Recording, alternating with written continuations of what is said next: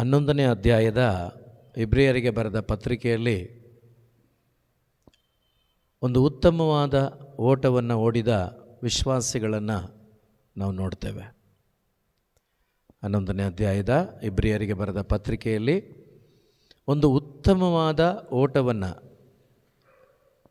ಯಾರಿಗಾಗಿ? ಯೇಸುವಿಗಾಗಿ. ಯಾರೊಂದಿಗೆ? ಯೇಸುವಿನೊಂದಿಗೆ ಒಂದು ಒಳ್ಳೆಯ ಓಟವನ್ನು ಓಡಿದಂಥ ವ್ಯಕ್ತಿಗಳವರು. ಅದಕ್ಕೇ 12ನೇ ಅಧ್ಯಾಯದ 1ನೇ ವಾಕ್ಯದಲ್ಲಿ ನಾವು ಓದ್ತೇವೆ ಈ ರೀತಿಯಾಗಿ, ಆದ ಕಾರಣ ಇಷ್ಟು ಮಂದಿ ಸಾಕ್ಷಿಗಳು ದೊಡ್ಡ ಮೇಘದಂತೆ ನಮ್ಮ ಸುತ್ತಲೂ ಆವರಿಸಿರುವಾಗ ನಮಗೆ ಅಡ್ಡಿ ಆಗಬಲ್ಲ ಹೊರೆಯನ್ನು ಅಂಟಿಕೊಳ್ಳುವ ಪಾಪವನ್ನು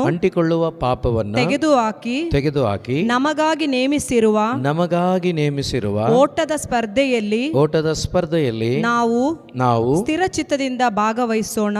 ಯಾವ ರೀತಿ ಭಾಗವಹಿಸೋಣ? ಸ್ಥಿರ ಚಿತ್ತದಿಂದ ಭಾಗವಹಿಸೋಣ. Praise the lord, hallelujah. ಪ್ರಿಯರೇ, ಇವರೆಲ್ಲ ನಿಜವಾಗಲೂ ಒಂದು ಉತ್ತಮವಾದ ಓಟವನ್ನು ಓಡಲಿಕ್ಕೆ ಕಾರಣ ದೈವ ಭಯ. ಇತ್ತ ಅವರಿಗೆ ದೈವ ಭಯ? ಹಲೋ, ಇತ್ತ?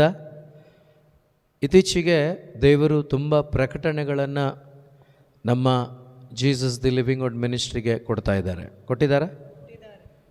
ಖುಷಿ ಆಗ್ತಾ ಇದೆಯಾ? ಹಲೋ, ನನಗೆ ಭಯ ಆಗ್ತಾ ಇದೆ. ನಿಜನ ಸುಳ್ಳು? ಭಯ ಆಗ್ತಾ ಇದೆ. ಪ್ರಕಟಣೆ ಕೊಡ್ತಾ ಇದ್ದಾರೆ. ಆ ಪ್ರಕಟಣೆಗೆ ನಾನು ಜೀವಿಸ್ಬೇಕಲ್ಲ. ಸುಲಭನಾ? ತುಂಬ ಕಷ್ಟ. ಆದರೆ ಎಷ್ಟರ ಮಟ್ಟಿಗೆ ನಾನು ಪವಿತ್ರಾತ್ಮನ ಅನ್ಯೋನ್ಯತೆಯಲ್ಲಿ ಬಂದು ಜೀವಿಸ್ತೇನೋ ಆಗಾಗತ್ತೆ. ನಿಮಗೆ ಹೇಗೆ ಅನಿಸ್ತದೋ ನನಗೆ ಗೊತ್ತಿಲ್ಲ. ರೆವಲೇಷನ್, ಪ್ರಕಟಣೆಗಳು ಹೆಚ್ಚಾದಂತೆ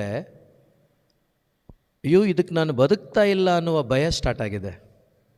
ನಿಮಗೆ ಗೊತ್ತಿಲ್ಲ, ನನಗೇಗೋ ನನಗೆ ನನ್ನ ಅನುಭವ ನಿಮಗೆ ಹೇಳ್ತಾ ಇದ್ದೇನೆ. ಪ್ರಕಟಣೆ ಹೆಚ್ಚಾದಂತಲ್ಲ, ರೆವಲೇಷನ್, ದೇವರ ವಾಕ್ಯ ಒಳಗಡೆ ಮಾತನಾಡಿದಂತೆಲ್ಲ ನನ್ನನ್ನು ನಾನು ಅವಲೋಕನ ಮಾಡಲಿಕ್ಕೆ ಸಾಧ್ಯವಾಗ್ತಾ ಇದೆ. ನನ್ನನ್ನೇ ನಾನು ಪರೀಕ್ಷೆಗೆ ಒಳಪಡಿಸ್ಕೊಳ್ಳಿಕ್ಕಾಗ್ತಾ ಇದೆ.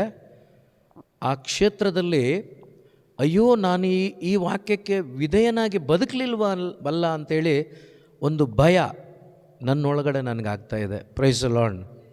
ಖಂಡಿತ ಪ್ರಿಯ ಸಹೋದರ ಸಹೋದರಿ, ದೇವರು ನಮಗೆ ರೆವಲೇಷನ್ ಯಾಕೆ ಪ್ರಕಟಣೆಗಳನ್ನು ಕೊಡ್ತಾರೆ ಅಂದರೆ, ಆ ಪ್ರಕಟಣೆಗೆ ತಕ್ಕ ಹಾಗೆ ನನ್ನ ಜೀವನವನ್ನು ರೂಪಿಸ್ಕೋಬೇಕು ಅಂತೇಳಿ. ಕೆಲವೊಂದು ಸಾರಿ ಜೋಸಫಣ್ಣ ನನ್ನ ಹತ್ರ ಹಂಚ್ಕೊಂಡಿದ್ದಿದೆ. ಕೇಳಿಸ್ಕೊಳ್ಳುವಾಗ ತಪ್ಪು ಅಂತ ಅನ್ನಿಸ್ತಾ ಇದೆ, ಬೇಡ ಅನ್ನಿಸ್ತಾ ಇದೆ, ಆದರೂ ಕೂಡ ಹೋರಾಟ ಅಂತ ಅವ್ರು ಹಂಚ್ಕೊಂಡಿದ್ದಿದೆ ನನ್ನ ಹತ್ರ. ನಿಜವಾಗ್ಲೂ ನಮ್ಮ ಒಳಗಡೆ ಆ ವಾಕ್ಯ ಮಾತನಾಡುವಾಗ, ಯೇಸು ಮಾತನಾಡುವಾಗ ಈ ಅನುಭವ ನಮಗೆ ಹಾಗೆ ಆಗುತ್ತೆ. ಈ 11ನೇ ಅಧ್ಯಾಯದಲ್ಲಿ ಇಬ್ರಿಯರಿಗೆ ಬರೆದ ಪತ್ರಿಕೆಯಲ್ಲಿ ಈ ವಿಶ್ವಾಸಿಗಳೆಲ್ಲರೂ ಕೂಡ ಅವರಿಗೆ ದೇವರು ಮಾತನಾಡಿದ ಮಾತಿಗೆ ಅವರೆಲ್ಲರೂ ಜೀವಿಸಿದಂಥ ವ್ಯಕ್ತಿಗಳಾಗಿದ್ದಾರೆ. Praise the lord. ಏನು ಮಾಡಿದ ವ್ಯಕ್ತಿಗಳು? ಜೀವಿಸಿದ ವ್ಯಕ್ತಿಗಳಾಗಿದ್ದಾರೆ. Hallelujah, hallelujah, hallelujah, hallelujah, hallelujah. So ಹಾಗಾಗಿ ದೇವರ ವಾಕ್ಯ ಎಷ್ಟು ಚೆನ್ನಾಗಿ ಹೇಳ್ತದೆ ಗೊತ್ತಾ? ನಮಗಾಗಿ ನೇಮಿಸಿರುವ ಓಟದ ಸ್ಪರ್ಧೆಯಲ್ಲಿ ನಾವು ಸ್ಥಿರ ಚಿತ್ತದಿಂದ ಭಾಗವಹಿಸೋಣ. ನಾವು ಈ ಭೂಮಿಯಲ್ಲಿ ಒಂದು ಓಟದ ಸ್ಪರ್ಧೆಯಲ್ಲಿ ಭಾಗವಹಿಸಿದ್ದೇವೆ. ಈ ಓಟದ ಸ್ಪರ್ಧೆಯಲ್ಲಿ ಭಾಗವಹಿಸಿರುವ ನಾವುಗಳು ಸ್ಥಿರವಾಗಿ ಓಡಬೇಕಂತೆ. ಅಂಥ ಓಟವನ್ನು ದೇವರು ಇಷ್ಟಪಡ್ತಾ ಇದ್ದಾರೆ. ಸಿರಾಕನ ಪುಸ್ತಕದಲ್ಲಿ 19ನೇ ಅಧ್ಯಾಯ 18, 19, 20 ವಾಕ್ಯ ಓದ್ತಿರೋ ಸ್ವಲ್ಪ ನನಗೆ. ಸರ್ವೇಶ್ವರನಿಗೆ ಭಯಪಡುವುದೇ ಕರುಣೆಗೆ ನಾಂದಿ. ಇಲ್ಲಿ ವಾಕ್ಯ ಚೆನ್ನಾಗಿ ಅರ್ಥ ಮಾಡಿಕೊಂಡ್ರೆ ತುಂಬ ನಾವು ಎಕ್ಸ್ಪೀರಿಯನ್ಸ್ ಮಾಡ್ಬೋದು. ಸರ್ವೇಶ್ವರನಿಗೆ ಭಯಪಡುವುದೇ ಯಾವುದಕ್ಕೆ ನಾಂದಿ? ಕರುಣೆಗೆ ನಾಂದಿ. ಅಂದರೆ ನೀನು ಸರ್ವೇಶ್ವರನ, ಯೇಸುವಿನ, ದೇವರ ವಾಕ್ಯದ ಆ ಕರುಣೆಯನ್ನು, ಯೇಸುವಿನ ಕೃಪೆಯನ್ನು ನೀನು ನಿನ್ನ ಹೃದಯದಲ್ಲಿ ಅನುಭವಿಸ್ಲಿಕ್ಕೆ ಆಗೋದು ಯಾವಾಗ ಅಂದರೆ ಸರ್ವೇಶ್ವರನ ಮಾರ್ಗದಲ್ಲಿ ನಡೆಯುವಾಗ, ಆತನಲ್ಲಿ ಭಯಪಟ್ಟು ಜೀವಿಸುವಾಗ. ಭಯ ಅಂದರೆ ಎರಡು ರೀತಿ ಭಯ ಇದೆ, ಗೊತ್ತಲ್ವಾ? ಸೊ ಏನಾಗ್ಬಿಡುತ್ತೋ ಆ ಭಯ ಅಲ್ಲ. ನನ್ನ ದೇವರು ಸರ್ವಶಕ್ತರು, ನನ್ನ ದೇವರು ಪ್ರೀತಿ ಸ್ವರೂಪಿ, ನನ್ನ ದೇವರು ನನ್ನನ್ನು ಪ್ರೀತಿಯಿಂದ ಉಂಟು ಮಾಡಿದ್ದಾರೆ, ನನ್ನ ದೇವರು ನನ್ನನ್ನು ಅವರ ಮಗನಾಗಿ ಮಗಳಾಗಿ ಆಯ್ಕೆ ಮಾಡಿಕೊಂಡಿದ್ದಾರೆ, ಅವರ ವಿರುದ್ಧವಾಗಿ ನಾನು ಬದುಕಬಾರ್ದು, ಅವರಿಗೆ ಅವಿಧೇಯನಾಗಿ ನಾನು ಬದುಕಬಾರ್ದು, ಆದಾಮನಂತೆ ಅವಿಧೇಯನಾಗಿ ಶಾಪಗ್ರಸ್ತನಾಗಬಾರ್ದು.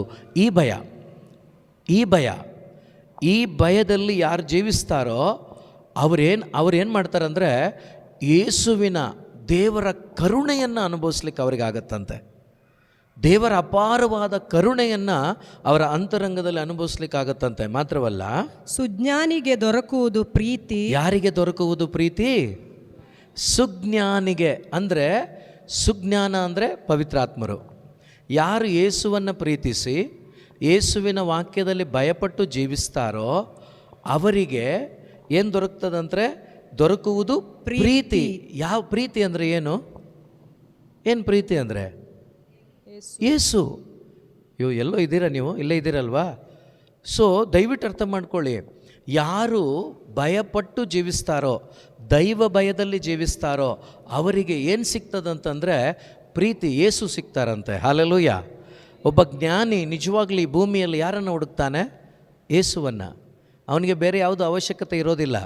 ನಿಜವಾಗಲೂ ಈ ಲೋಕದಲ್ಲಿ ನಿಜವಾಗಲೂ ದೈವ ಭಯದಲ್ಲಿ ಇರುವವನಿಗೆ ಜ್ಞಾನ ಸಿಗ್ತದೆ. ಈ ಜ್ಞಾನ ಸಿಕ್ಕಿದಾಗ ಆ ಜ್ಞಾನಿ ಏನು ಮಾಡ್ತಾನಂದರೆ ಯೇಸುವನ್ನು ಹುಡುಕ್ತಾನೆ. Praise the lord. ಹಲ್ಲೆಲೂಯಾ. ಇವತ್ತು ನಮ್ಮೆಲ್ಲರ ಹುಡುಕಾಟ ಏನಾಗಿದೆ? ಯೇಸು ಆಗಿದೆಯಾ? ಯೇಸು ಆಗಿದ್ದರೆ ನೀವು ಭಾಗ್ಯವಂತರು, ಇಲ್ಲ ಅಂದರೆ ನಿರ್ಭಾಗ್ಯರು. ಬೇರೆ ಏನೂ ಆನ್ಸರ್ ಇಲ್ಲ. ಯೇಸುವನ್ನು ಹುಡುಕ್ತಾ ಇರೋರಾದರೆ ನಮ್ಮ ಜ್ಞಾನ ಯೇಸುವನ್ನು ಹುಡುಕುವುದಕ್ಕಾಗಿ ಅಥವಾ ಅವರನ್ನು ಪಡೆದುಕೊಳ್ಳುವುದಕ್ಕಾಗಿ ಅವರ ಮಾರ್ಗದಲ್ಲಿ ನಡೆಯುವುದಕ್ಕಾಗಿ ಆಗಿದ್ದರೆ ನಿಜವಾಗ್ಲೂ ನಾವು ಆ ಒಂದು ಕ್ರಿಸ್ತನನ್ನು ಪಡ್ಕೊಳ್ತೇವೆ. ಆ ಕ್ರಿಸ್ತನ ಐಕ್ಯತೆಯಲ್ಲಿ ಭಾಳ ಸಮೃದ್ಧಿಯಾಗಿ ಸಮಾಧಾನವಾಗಿ ಬದುಕ್ತೇವೆ. ನೋಡಿ, 11ನೇ ಅಧ್ಯಾಯದಲ್ಲಿರ್ತಕ್ಕಂಥ ಈ ವಿಶ್ವಾಸಿಗಳು ಇವತ್ತಿನವರಲ್ಲ. ಇವರೆಲ್ಲರೂ ಕೂಡ ಆದಿಕಾಂಡದಿಂದಲೂ ಇದ್ದಾರೆ. ಇವರೆಲ್ಲ ಉದಾಹರಣೆಗೆ ನೋಹ ಆಗಿರ್ಬೋದು, ಅಬ್ರಾಮ ಆಗಿರ್ಬೋದು, ಇಸಾಕ, ಯಾಕೋಬ, ಯಾರೆಲ್ಲ ಇದ್ದಾರೋ ಇವರೆಲ್ಲ ಸುಮಾರು 6 ವರ್ಷಗಳ ಹಿಂದೆ ಇರುವಂಥ ವ್ಯಕ್ತಿಗಳಾಗಿದ್ದಾರೆ. ಆದಾಮನನ್ನು ತೋಟದಲ್ಲಿಟ್ಟಾಗ ಎಷ್ಟು ವರ್ಷ ನನಗೆ ಗೊತ್ತಿಲ್ಲ. ಕೆಲವರು ಚರಿತ್ರೆ ಹೇಳುವ ಪ್ರಕಾರ ಅಬ್ರಹಾಮನಿಂದ 4,000 ವರ್ಷ ಅಂತ ಹೇಳ್ತಾರೆ. ಯೇಸು ಸ್ವಾಮಿಯ ಕಾಲದಲ್ಲಿ 2 ವರ್ಷ, ಸುಮಾರು 6,000 ವರ್ಷಗಳ ಹಿಂದೆ ಬದುಕಿದ ಈ ಒಂದು ವ್ಯಕ್ತಿಗಳು ಇನ್ನೂ ಕೂಡ ಸುತ್ತಲೂ ಮೇಘದಂತೆ ಇದ್ದಾರಂತೆ. ಅಂದರೆ ಅವರ ವಿಶ್ವಾಸದ ಜೀವನ, ಅವರ ಸಾಕ್ಷಿಯ ಜೀವನ ಇನ್ನೂ ಕೂಡ ಜೀವಂತವಾಗಿದೆ ಅಂತ ಯೋಚನೆ ಮಾಡಿ. ಹಾಗಾದರೆ ನಮ್ಮ ಜೀವನ ಕೂಡ ಈ ಥರ ಆದರೆ ನಾವು ಕೂಡ ಇರ್ತೀವಲ್ವಾ? ಇರ್ತೀವ ಇಲ್ವೋ? Praise the lord. Hallelujah, hallelujah. So ಇಲ್ಲಿ ವಾಕ್ಯ ತುಂಬ ಚೆನ್ನಾಗಿದೆ. 18-19 ಓದಿ. ಸರ್ವೇಶ್ವರನ ಆಜ್ಞೆಗಳನ್ನು ಕಲಿತವರು. ನೋಡಿ, ಸರ್ವೇಶ್ವರನ ಆಜ್ಞೆಗಳನ್ನು ಕೇಳಿದವರಲ್ಲ, ಕಲಿತವರು. Praise the Lord. ಈಗ ನಾವೇನು ಮಾಡಬೇಕು? ಬರೀ ಕೇಳೋರಾಗಬಾರ್ದು, ಕಲಿಬೇಕು. ಬರೀ ಕೇಳಿಸ್ಕೊಂಡ್ರೆ ಏನು ಪ್ರಯೋಜನ ಆಗೋದಿಲ್ಲ, ಕಲಿಬೇಕು ಅಂತ ದೇವರ ವಾಕ್ಯ ಹೇಳ್ತಾ ಇದೆ. ಸರ್ವೇಶ್ವರನ ಆಜ್ಞೆಗಳನ್ನು ಕಲಿತವರು ಪಡೆಯುವರು ಜೀವದಾಯಕ ಶಿಕ್ಷಣವನ್ನು. ಯಾವ ಶಿಕ್ಷಣವನ್ನು ಪಡಿತಾರಂತೆ? ಜೀವದಾಯಕ ಶಿಕ್ಷಣ. ಈ ಲೋಕದ ಶಿಕ್ಷಣ ಅಲ್ಲ, ಈ ಲೋಕದಲ್ಲಿ ಅಳಿದು ಹೋಗುವ ಶಿಕ್ಷಣ ಅಲ್ಲ. ಇಲ್ಲಿ ದೇವರ ವಾಕ್ಯ ಹೇಳ್ತಾ ಇದೆ, ಸರ್ವೇಶ್ವರನ ಆಜ್ಞೆಗಳನ್ನು ಕಲಿತವರು ಪಡೆಯುವರು ಜೀವದಾಯಕ ಶಿಕ್ಷಣವನ್ನು. ಜೀವಂತ ದೇವರ ಶಿಕ್ಷಣವನ್ನು, ಜೀವಿಸುವ ದೇವರ ಶಿಕ್ಷಣವನ್ನು, ನಿತ್ಯ ಜೀವದ ಶಿಕ್ಷಣವನ್ನು ಕಲಿತಾರಂತೆ. Praise the lord. ಹಲ್ಲೆಲೂಯಾ. ಮುಂದುವರಿಸಿ. ಆತನ ಇಷ್ಟಾರ್ಥ ನೆರವೇರಿಸುವವರು. ಆತನ ಇಷ್ಟಾರ್ಥವನ್ನು, ಯೇಸು ಕ್ರಿಸ್ತರ ಇಷ್ಟಾರ್ಥವನ್ನು ನೆರವೇರಿಸುವವರು ಪಡೆಯುವರು ಅಮರ ಜೀವ ವೃಕ್ಷದ ಫಲವನ್ನು. ಒಂದ್ಸರಿ ಜೋರ ಕೈ ಚಪ್ಪಾಳೆ ತಟ್ಟಿ ದೇವರಿಗೆ ಸ್ತೋತ್ರ ಮಾಡೋಣ. ಹಾಲೆಲೂಯ. ಹಾಲೆಲೂಯ. ಏನು ಪಡಿತಾರಂತೆ? ಪಡೆವರು ಅಮರ ಜೀವ ವೃಕ್ಷದ ಫಲವನ್ನು. Hallelujah, hallelujah. ನೋಡಿ, ಒಂದು ಸಾರಿ ಈ ನಿತ್ಯ ಜೀವದ ಫಲವನ್ನು ನಷ್ಟಪಡಿಸ್ಕೊಂಡ ಆದಾಮ, ಹೌದಾ? ಹೌದಾ? ಕಳ್ಕೊಂಡ. ಆಮೇಲೆ ಆ ನಿತ್ಯ ಜೀವದ ಮರಕ್ಕೆ, ಆ ಹಣ್ಣಿಗೆ ಕೈ ಹಾಕಬಾರ್ದು ಅಂತೇಳಿ ಆದಿಕಾಂಡ ಪುಸ್ತಕದಲ್ಲಿ ಸುತ್ತಲೂ ಕೆರೂಬಿಯರನ್ನು, ಕತ್ತಿಗಳನ್ನು ಇಟ್ಟರಂತೆ, ಹೌದಾ? ಆದರೆ ನೀವು ರೆವಲ್ಯೂಷನ್, ಪ್ರಕಟಣಾ ಪುಸ್ತಕ ಓದಿ, ಅಂತಿಮ ದಿನದಲ್ಲಿ, ಜಡ್ಜ್ಮೆಂಟ್ ದಿವಸ ಯಾರೆಲ್ಲ ಎರಡನೇ ಮರಣವನ್ನು ಜಯಿಸ್ತಾರೋ ಅವರಿಗೆ ಆ ನಿತ್ಯ ಜೀವದ ವೃಕ್ಷದ ಹಣ್ಣನ್ನು ರುಚಿಸುವ ಸೌಭಾಗ್ಯವನ್ನು ಅವತ್ತು ಕೊಡ್ತಾರಂತೆ. ಹಾಲೆಲೂಯ. ಅದು ಪರಿಪೂರ್ಣತೆ ಅವತ್ತು. ಇವತ್ತು ಏನೇ ನೀವು ಪ್ರಾರ್ಥನೆ ಮಾಡಿದರೂ, ಎಷ್ಟೇ ಆತ್ಮೀಕವಾಗಿ, ಎಷ್ಟೇ ಅನ್ಯೋನ್ಯತೆಯಲ್ಲಿದ್ದರೂ ಕೂಡ ಮುಖಾಮುಖಿಯಾಗಿ ಯೇಸುವನ್ನು ನೋಡಲಿಕ್ಕೆ ಸಾಧ್ಯನೇ ಇಲ್ಲ, ಪೂರ್ಣತೆಯಲ್ಲಿ ಅನುಭವಿಸಲಿಕ್ಕೆ ಸಾಧ್ಯನೇ ಇಲ್ಲ. ಆದರೆ ಈ ಒಂದು ಕಾರ್ಯ, ಪಡೆವರು ಅಮರಜೀವ ವೃಕ್ಷದ ಫಲವನ್ನು, ಆ ವೃಕ್ಷ ಬೇರೆ ಯಾರೂ ಅಲ್ಲ, ಯೇಸುನೇ. ಈಗ ನೀವು ಅವರನ್ನು ಅನುಭವಿಸ್ತಾ ಇದ್ದೀರಾ, ಇಲ್ಲ ಅಂತ ನಾನು ಹೇಳ್ತಾ ಇಲ್ಲ. ಆದರೆ ಕೊನೆಗೆ ಈ ಅಂತಿಮ ತೀರ್ಪಿನ ದಿನದ ನಂತರ ನಾವು ಅವರನ್ನು ಸ್ಫೂರ್ತಿಯಾಗಿ ಸವಿಲಿಕ್ಕಾಗತ್ತೆ, ಸಂಪೂರ್ಣವಾಗಿ ಅನುಭವಿಸ್ಲಿಕ್ಕಾಗತ್ತೆ. ಅದು ಹೀಗೆ ಮುಖಾಮುಖಿಯಾಗಿ. Hallelujah, hallelujah. ಅವರ ಯಥಾರ್ಥ ರೂಪದಲ್ಲಿ ಕಾಣ್ತೇವೆ ಅಂತ ಪೌಲರು ಹೇಳ್ತಾರಲ್ವಾ, ಆ ರೀತಿಯಲ್ಲಿ ಮುಖಾಮುಖಿಯಾಗಿ ನಾವು ನೋಡಿ ಅವರನ್ನು ಸಂಪೂರ್ಣವಾಗಿ ಎಕ್ಸ್ಪೀರಿಯನ್ಸ್ ಮಾಡೋಕ್ಕಾಗತ್ತೆ. Praise the Lord, praise the Lord. ಅದು ನಿಮಗೆ ಸಿಕ್ಕಿದರೆ ಓದಿ, 2ನೇ ಅಧ್ಯಾಯ ಪ್ರಕಟಣಾ ಪುಸ್ತಕ ಅಂತ ಕಾಣುತ್ತೆ. ಒಂದೇ ಒಂದು ವಾಕ್ಯ ಬೇಕಾದರೆ ಸಿಕ್ಕಿದರೆ ಓದಿ, ಬೇಗ ಯಾರಾದರೂ ಓದಿ. ಸಭೆಗಳಿಗೆ ದೇವರಾತ್ಮ ಹೇಳುವುದನ್ನು ಕಿವಿಯುಳ್ಳವನು ಕೇಳಲಿ. ನೋಡಿ, ಸಭೆಗಳು ಅಂದ ತಕ್ಷಣ ಸುಮಾರು ಸಭೆಗಳಿದೆ. ಆದರೆ ಇಲ್ಲಿ ಸಭೆ ಅಂತ ಹೇಳ್ತಾ ಇರೋದು ನಿಜವಾಗಲೂ ಕ್ರಿಸ್ತ ಯೇಸುವನ್ನು ಪ್ರಭುವಾಗಿ ಸ್ವೀಕರಿಸಿಕೊಂಡು, ಪ್ರಭುವನ್ನು ಆತ್ಮದಿಂದಲೂ ಸತ್ಯದಿಂದಲೂ ಆರಾಧಿಸುತ್ತಾ ಅವರ ಮಾರ್ಗದಲ್ಲಿ ನಡೆಯುವಾಗ ಅಂಥವರಿಗೆ ಸಭೆಯಾಗಿ ಅಂತ ಹೇಳ್ತಾ ಇರೋದು. ಈಗ ಈ ಲೋಕದಲ್ಲಿ ಸುಮಾರು ಸಭೆಗಳಿದೆ, ಎಲ್ಲರಿಗೂ ಇದು ಉಚಿತ, ಆದರೆ ಪಡ್ಕೊಂಡವರಿಗೆ ಮಾತ್ರ ಇದು ಅನ್ವಯ ಆಗುತ್ತೆ. ಸುಮ್ಮನೆ ಕಾಟಾಚಾರಕ್ಕೆ, ಸಾಂಪ್ರದಾಯಿಕವಾಗಿ ಏನೋ ಒಂದು ವಾಕ್ಯ ಕೇಳಿ ಏನೋ ಒಂದು ಜೀವನ ಜೀವಿಸುವವರಿಗೆ ಇದು ಖಂಡಿತ ಸಿಗೋದಿಲ್ಲ, ಸುಳ್ಳಾಗ್ತದೆ ಆ ಥರ ನಂಬಿದರೆ. ಆದ್ದರಿಂದ ಇಲ್ಲಿ ತುಂಬ ಚೆನ್ನಾಗಿ ಹೇಳ್ತಾ ಇದ್ದಾರೆ, ಸಭೆಗಳಿಗೆ ದೇವರಾತ್ಮ ಹೇಳುವುದನ್ನು ಕಿವಿಯುಳ್ಳವನು ಕೇಳಲಿ. ಯಾರು ಜಯ ಹೊಂದುತ್ತಾನೋ, ಏನ್ ಮಾಡ್ತಾನೋ? ಯೇಸು ಸ್ವಾಮಿ ಜಯ ಹೊಂದಿದ್ದಾರಾ? ಪೌಲ ಜಯ ಹೊಂದಿದ್ದಾರಾ? ಪ್ರೇಷಿತರು ಜಯ ಹೊಂದಿದ್ದಾರಾ? ಅದೇ ರೀತಿ ದೇವರ ವಾಕ್ಯದಲ್ಲಿ ನೆಲೆಗೊಂಡು ಜೀವಿಸುತ್ತಾ ಯಾರು ಜಯ ಹೊಂದಿರುತ್ತಾರೋ ಅಂತವನಿಗೆ ಅಂತವಳಿಗೆ ದೇವರ ಪರಂಧಾಮದಲ್ಲಿರುವ ಜೀವ ವೃಕ್ಷದ ಫಲವನ್ನು. ಯಾವ ವೃಕ್ಷದ ಫಲವನ್ನ? ಆದಿಕಾಂಡದಲ್ಲಿ ಈ ಫಲವನ್ನು ಸವಿಯದಂತೆ ಏನು ಮಾಡಿಬಿಟ್ರು? ಕತ್ತಿಗಳನ್ನು ಇಟ್ಬಿಟ್ರು. ಇದನ್ನು ನೀನು ಸವಿಬಾರ್ದು, ಇದನ್ನು ಮುಟ್ಟಬಾರ್ದು, ಮತ್ತೊಮ್ಮೆ ಇವನು ನಿತ್ಯ ಜೀವಕ್ಕೆ ಹೋಗಬಾರ್ದು ಅಂತೇಳಿ ಅಲ್ಲಿ ಕತ್ತಿಗಳನ್ನು ಇಟ್ಬಿಟ್ರು. ಇಲ್ಲಿ ಓಪನ್ ಮಾಡಿಬಿಟ್ಬಿಟ್ಟಿದ್ದಾರೆ. ಯಾರಿಗೆ? ಈ ಭೂಲೋಕದಲ್ಲಿ ಕ್ರಿಸ್ತ ಯೇಸುವನ್ನು ಪ್ರೀತಿಸಿ ಕ್ರಿಸ್ತ ಯೇಸುವಿನ ವಾಕ್ಯದಲ್ಲಿ ನೆಲೆಗೊಂಡು ಜೀವಿಸುವ ಆ ಮಗನಿಗೆ ಏನು ಸಿಗ್ತದಂದರೆ, ಅಂಥವನಿಗೆ, ಜಯ ಹೊಂದಿದವನಿಗೆ ದೇವರ ಪರಂಧಾಮದಲ್ಲಿ ಇರುವ ದೇವರ ಪರಲೋಕ ರಾಜ್ಯದಲ್ಲಿ ಇರುವ ಜೀವ ವೃಕ್ಷದ ಫಲವನ್ನು. ಈ ಜೀವ ವೃಕ್ಷದ ಫಲ ಏನು? ಯಾರು? ಯೇಸುನೇ, ಬೇರೆ ಯಾರು ಅಲ್ಲ, ಯೇಸುನೇ.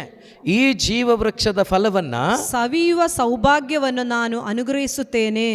ಸವಿಯುವ ಸೌಭಾಗ್ಯವನ್ನು ನಾನು ಅನುಗ್ರಹಿಸುತ್ತೇನೆ. ಯಾರಿಗೆ? ಜಯ ಹೊಂದಿದವನಿಗೆ. ಹಾಗಾದರೆ ನೀವಿಲ್ಲಿ ಸೋತ್ಬಿಟ್ಟು ಅಲ್ಲಿ ಹೋಗಿ ಈ ಫಲವನ್ನು ಸವಿಲಿಕ್ಕಾಗತ್ತಾ? ಖಂಡಿತ ಆಗಲ್ಲ. ನೀವಿಲ್ಲಿ ಸೋತು ಅಲ್ಲಿ ನಾನು ಸವಿತೇನೆಂದರೆ ಸುಳ್ಳು, ಅದಾಗೋದಿಲ್ಲ. ಯಾರ ಮಾತು ಕೇಳಬೇಡಿ. ಇಲ್ಲಿ ಯೇಸುವನ್ನು ಸವಿದರೆ ಮಾತ್ರ ಸಂಪೂರ್ಣತೆ ಅಲ್ಲಿ ಸಿಗೋದು. ಇಲ್ಲಿ ಸವಿಲಿಲ್ಲ ಅಂದರೆ ಅಲ್ಲಿ ಸವಿಲಿಕ್ಕಾಗಲ್ಲ. ಹಂಗೆ ಸವಿಯೋದಾಗಿದ್ದಿದ್ರೆ ಆದಾಮನಿಗೆ ಏನೋ ತಪ್ಪು ಮಾಡಿಬಿಟ್ಟ ಅಂಥೇಳಿ ಆ ಜೀವ ವೃಕ್ಷದ ಫಲವನ್ನು ಅಲ್ಲೇ ತಿನ್ನಲಿಕ್ಕೆ ಬಿಡ್ಬೋದಾಗಿತ್ತು. ಅಲ್ಲಿ ಖಂಡಿತ ಬಿಡೋದಿಲ್ಲ. ಈಗ ನಾವು ಯೇಸುವಿನ ವಾಕ್ಯವನ್ನು ಅನುಭವಿಸಿ ಆ ಮಾರ್ಗದಲ್ಲಿ ಜಯ ಹೊಂದಿದವನಾಗಿ ಜೀವಿಸುತ್ತಾ ಹೋದಾಗ ಒಂದು ದಿವಸ ಶರೀರದಲ್ಲಿ ಸಾಯ್ತೇವೆ, ಆತ್ಮದಲ್ಲಿ ಎತ್ತಲ್ಪಡ್ತೇವೆ. ಅಂತಿಮ ದಿನ ಆ ಜೀವ ವೃಕ್ಷದ ಫಲವನ್ನು ಸಂಪೂರ್ಣವಾಗಿ ಸವಿತೇವೆ. ಆಗ ಅವರಂತೆಯೇ ನಾನು ನೀವಿರ್ತೇವೆ. ಹಲ್ಲೆಲೂಯಾ. ಯಾರಂತೆಯೇ? ಯಾಕಂದರೆ ನಿತ್ಯ ಜೀವ ಯಾರು? ಅವರೇ. ಈಗ ಯಾರಲ್ಲಿದ್ದೀನಿ ನಾನು? ಅವರಲ್ಲೇ ಇದ್ದೇನೆ, ಅವರ ಹಾಗೇನೇ ಇದ್ದೀನಿ. ಆದರೆ ಈಗ ಅವರ ಹಾಗೆ ಕಾಣೋದಿಲ್ಲ ನಾನು. ಅಲ್ಲಿ ಹೋದಾಗ ನನ್ನ ಈ ಹೊರಗಡೆ ಮಡಕೆ ಏನಿದೆ, ಮಣ್ಣಿನ ಮಡಕೆ, ಇದು ಪುಡಿ ಪುಡಿ ಆಗುತ್ತೆ, ಎಲ್ಲ ಬಿಟ್ಟು ಹೋಗುತ್ತೆ. ಆಗ ನನ್ನ ಒಳಗಡೆ ಇರುವ ಯೇಸು ಪ್ರತ್ಯಕ್ಷರಾಗ್ತಾರೆ. ಆಗ ಅವರ ಮುಂದೆ ಅವರಾಗಿಯೇ ನಾನು ಕಾಣಿಸಿಕೊಳ್ಳುತ್ತೇನೆ. Price the lord.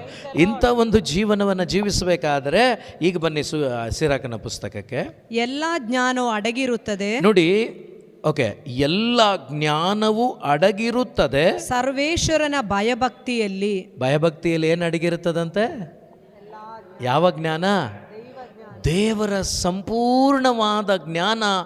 ದೇವರಲ್ಲಿ ಭಯಭಕ್ತಿಯಿಂದ ಜೀವಿಸ್ತಾರಲ್ಲ ಅವರಿಗೆ ಸಿಗ್ತದಂತೆ. Hallelujah, hallelujah, hallelujah. ಯಾರು ದೈವ ಭಯವುಳ್ಳವರಾಗಿ ದೇವರಲ್ಲಿ, ದೇವರ ವಾಕ್ಯದಲ್ಲಿ ಭಯಭಕ್ತಿಯಿಂದ ಜೀವಿಸ್ತಾರೋ ಅವರಿಗೆ ಸಂಪೂರ್ಣವಾದ ದೈವ ಜ್ಞಾನ, ಯೇಸುವಿನ ಜ್ಞಾನ ದೇವರು ಕೊಡ್ತಾರೆ. ಹಾಲೆಲೂಯಾ. ಓಕೆ, ಓದಿ. ಎಲ್ಲ ಜ್ಞಾನವು ಲಭ್ಯವಾಗುತ್ತದೆ. ಎಲ್ಲ ಜ್ಞಾನವು ಲಭ್ಯವಾಗ್ತದೆ ಧರ್ಮಶಾಸ್ತ್ರದ ಅನುಸರಣೆಯಲ್ಲಿ. ಎಷ್ಟು ಚೆನ್ನಾಗಿದೆ ನೋಡಿ. ಎಲ್ಲ ಜ್ಞಾನವು ಅಡಗಿರುತ್ತದೆ ಸರ್ವೇಶ್ವರನ ಭಯಭಕ್ತಿಯಲ್ಲಿ. ಎರಡನೇ ಪಾಯಿಂಟ್, ಎಲ್ಲ ಜ್ಞಾನವು ಲಭ್ಯವಾಗ್ತದೆ ಧರ್ಮಶಾಸ್ತ್ರದ ಅನುಸರಣೆಯಲ್ಲಿ. ನೋಡಿ, ಭಯಭಕ್ತಿ ಉಳ್ಳವನಿಗೆ ದೇವರ ಜ್ಞಾನ, ಓಕೆನಾ? ದೈವ ಜ್ಞಾನದಲ್ಲಿ ಜೀವಿಸುವವನಿಗೆ ಈ ದೇವರ ವಾಕ್ಯದಲ್ಲಿರ್ತಕ್ಕಂತಹ ಜ್ಞಾನವು ಅವನು ಅನುಭವಿಸ್ಲಿಕ್ಕಾಗತ್ತೆ. Hallelujah, hallelujah. ಸೊ ದೇವರಲ್ಲಿ ಭಯಪಟ್ಟು ಜೀವಿಸುವಾಗ ದೈವ ಜ್ಞಾನ ಅವನಿಗೆ ಸಿಗ್ತದೆ. ದೈವ ಜ್ಞಾನ ಅವನಿಗೆ ಸಿಕ್ಕಿದಾಗ ಒಂದೊಂದು ವಾಕ್ಯಗಳನ್ನು ಓದುವಾಗ ವಾಕ್ಯಗಳ ಒಳಗಡೆ ಇರುವ ರೆವಲೇಷನ್, ಆ ಪ್ರಕಟಣೆ ಅವನಿಗೆ ಅರ್ಥ ಆಗ್ತದೆ. ಯಾವಾಗ ಅವನಿಗೆ ಅರ್ಥ ಆಗ್ತದೋ ಆಗ ಮಾತ್ರನೇ, ಅರ್ಥ ಆದವನಿಗೆ ಮಾತ್ರವೇ ಆ ದಾರಿಯಲ್ಲಿ ಜೀವಿಸಲಿಕ್ಕೆ ಸಾಧ್ಯ, ಇಲ್ಲಾಂದರೆ ಸಾಧ್ಯ ಇಲ್ಲ. ಎಷ್ಟು ಚೆನ್ನಾಗಿದೆ ನೋಡಿ. ಯಾರೆಲ್ಲೆಲ್ಲ ಈ ದೈವ ಭಯ ಇರ್ತದೋ ಅವರು ನಿಜವಾಗ್ಲೂ ದೇವರಿಗಾಗಿ ಜೀವಿಸ್ತಾರೆ. ಅವರು ದೇವರಿಗಾಗಿ ಜೀವಿಸ್ತಾರೆ. ಇದೇ ಜ್ಞಾನೋಕ್ತಿಗಳ ಪುಸ್ತಕದಲ್ಲಿ ತುಂಬ ಚೆನ್ನಾಗಿದೆ, ಬೇಕಾದರೆ ನೋಡಿ. ಜ್ಞಾನೋಕ್ತಿಗಳ ಪುಸ್ತಕ ಅದೇ 8 ವಾಕ್ಯ 13 ಓದೋಣ ಸ್ವಲ್ಪ. ಅಧ್ಯಾಯ 8 ವಾಕ್ಯ 13 ನೋಡಿ. ಒಬ್ಬ ಮನುಷ್ಯನಲ್ಲಿ ದೈವ ಭಯ ಇದ್ದರೆ ಈ ದೈವ ಭಯದಿಂದ ಹುಟ್ಟುತ್ತದೆ ಪಾಪ ದ್ವೇಷ. ಏನು ಹುಟ್ಟುತ್ತದೆ? ಈ ಕಡೆ ಗಮನಿಸಬೇಕು, ಬರ್ಕೊಂಡ ಮೇಲೆ ಈ ಕಡೆ ಗಮನಿಸಿ. ದೈವ ಭಯದಿಂದ ಹುಟ್ಟುತ್ತದೆ ಪಾಪ ದ್ವೇಷ. ಯಾರಿಗಾದ್ರೂ ಅರ್ಥ ಆಯ್ತಾ ಇದು? ಹಿಂದೆ ಇರೋರಿಗೆ ಯಾರಾದರೂ ಅರ್ಥ ಆದರೆ ಹೇಳಿ ನನಗೆ. ದೈವ ಭಯದಿಂದ ಹುಟ್ಟುತ್ತದೆ ಪಾಪ ದ್ವೇಷ. ಏನು ಹಂಗಂದ್ರೆ?